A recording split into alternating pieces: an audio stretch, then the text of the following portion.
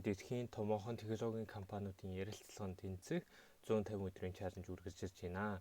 За тэгээ өнөөдрийн бидний бодох бодлого юу вэ гэхээр to sum to input array is sorted гэдэг нэртэй ийм бодлого байна. За тэгэхээр энэ нь ямар бодлого вэ гэхээр ерөнхийдөө бидний хувьд асуулт бол аюул ойлгомжтой. За юу гэсэн үг вэ гэхээр хэдүүсэнд нь ямар нэгэн array өгөгдөн. За 2, 7, 11, 15 ч гэдэм үү те. За тиймгүүд хэдүүсэнд нь дахиад нэг өөр integer буюу бүхэл тоо өгөгдөх нь байна. За тэгэхээр 9 гэдэг тоо өгөгдлөө гэж бодоход хэдүүрээ энэ array дотроос ямар хоёр тоог нь хооронд нь нэмбэл 9 гарах юм бэ гэдгийг хэдүүж олох нь байна. За гэхдээ энэ дээр хамгийн бас анхаарах ёстой зүйлс нь one index array гэж байгаа. Энэ юу гэсэн үг вэ гэхээр энэ индексийг нь хэдийгээр компьютерт тиг 1 2 3 буюу тгээс эхэлж байгаа ч гэсэн хэдүүзээ бодохдоо болохоор нэгээс эхэлнэ гэж бодох нь индекс нь. За тэгэхээр хэдүүзэнгийнх нь яг зүгээр одоо хэдүүзээ хараа шууд хийж чадж шүү дээ. Ямар хоёр тоог хооронд нь нэмбэл 9 гарах юм бэ гэдгийг 2 7 2-ыг хооронд нь нэмчихвэл 9 гарахаар байна тий.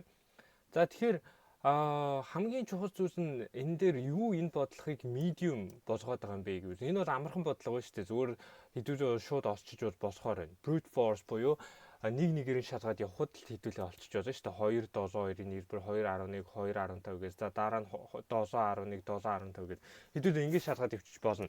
Гэхдээ хэдүүс нь хамгийн хэцүү болгоод байгаа зүйл нь юу вэ гэвэл хэдүүзээ ямарваа нэгэн extra space хэрэгжиж болохгүй. Хэдүүзээ заавал constant төр бодох хэрэгтэй. Тэгэхээр тухайн өгөгдөж байгаа нөхцлөөс нь хэдүүзээ ямарваа нэгэн зүйлийг store хийж буюу ямарваа нэгэн зүйлийг memory дээр хадгалахгүйгээр хариугаа буцаах хэрэгтэй байна. За энэ бол хэцүү болгож байгаа мөн нэмээд хэдүүсэнд нь ямарваа нэгэн хязгаар байгаа. Одоо цаг хугацааны хязгаар байгаа. Тийм учраас магадгүй хэдүүсээ brute force-оор буюу 2 дээр 7, 2 дээр 11, 2 дээр 15 гээд эсвэл 7 11 7 15 11 15 гээд энэ байдлаар бодвол хэдүүсээ юу яаж чадахгүй. Энэ бодлогыг пасс хийж чадахгүй. За тэгэхээр хэдүүсэнд нь илүү боломжтой арга юу байгаа юм бэ гэхээр хэдүүсэнгийнх нь алгоритм яаж бодогдох вэ? Ямар аргаар бодогдох вэ гэвэл хэдүүсээ 2 pointers гэдэг арга байдаг. 2 pointers. За 2 pointers гэдэг арга бол өөрөө ерөнхийдөө binary search-тэй их төстэй. За гэхдээ binary search-ийг бол арай өөр. Binary search бол одоо дундлын элементийг нь олдог тий. 2 pointer болохоор яадаг вэ гэвэл ямар нэгэн array өгөгдөн. За хэдүүсээ энийг array гэж бодчих. Ямар нэгэн array өгөгдөн. Left буюу хамгийн зүүн талаас нь, right буюу хамгийн баруун талаас нь ихсээд явах нь. За тэгээд хэдүүсэнгийнх нь бодлого бол за хамгийн зүүн талын элемент бол юу байгаа юм бэ гэвэл 2 байна. За 7 байна. Тэгээ за 11, 15. Хамгийн баруун талынх нь элемент бол 15 байна тий. За тэгэнгүүт хэдүүсээ яах вэ гэвэл угаасаа би хэдүүсээ энийг sorted буюу ирэмбэлцэн гэдгийг мэдж байгаа шүү дээ. Тэгэнгүүт хэдүүсээ S дээр R-ыг нэмэх буюу 2 дээр 15-ыг нэмээд үзье. 17 гарна. Хэдүүсээ target 9 байгаа даа шүү дээ. Хэдүүсээ 9 гэдэг элементийг олох гээд байгаа. Нийлбэр нь 9 гардаг тийм хоёр дэг. Тэгвэл 15 олдсонгүй хэдүүсэнд нь 2 дээр нэмэх нь 15 гээд 17 гээд 17 бол 9-өөс их тийм ээ.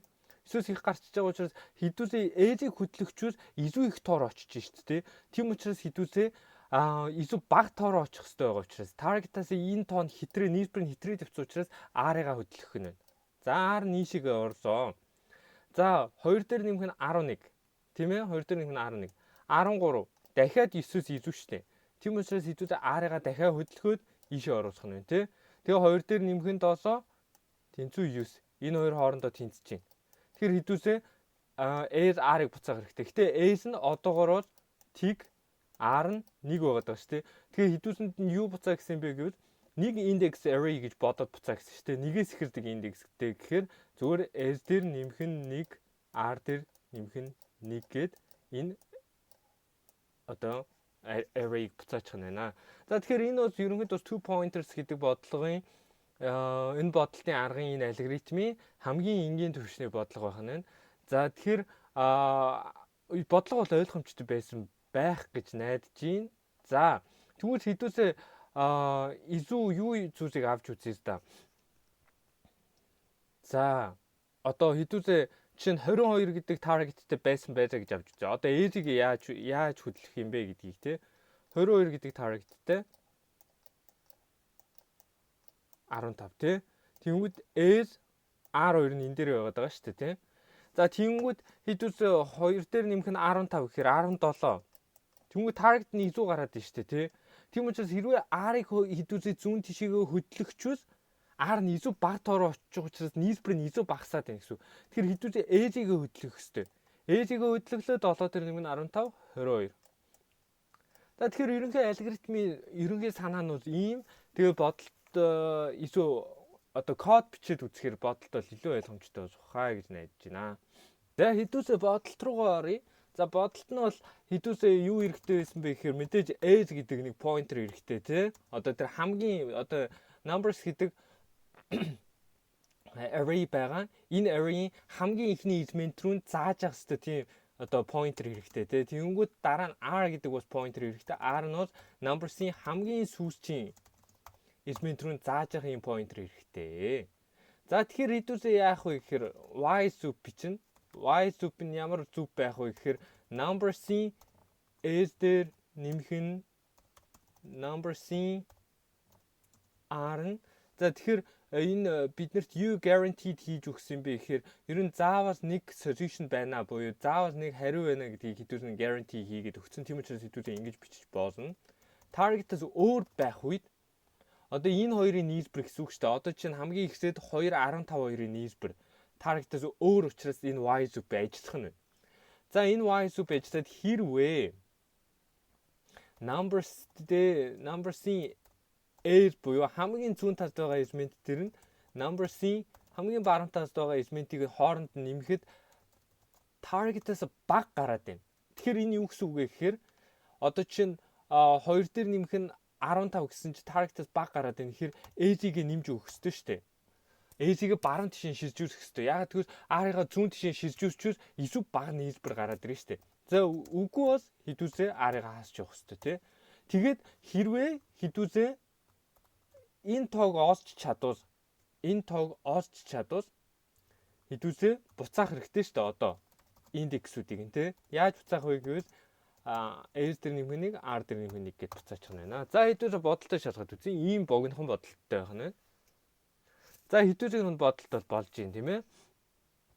За тэгэхээр ерөнхийдөө анхаарах хэрэгтэй зүйлс нь хэдүүлээ энэ бодлогон дээр мэдээж бодох аргыг нь бол амархан сурж болж байна. Энэ бол ердөө 5хан мөр код хэдүүлээ энд бичсэн байна шүү дээ тий.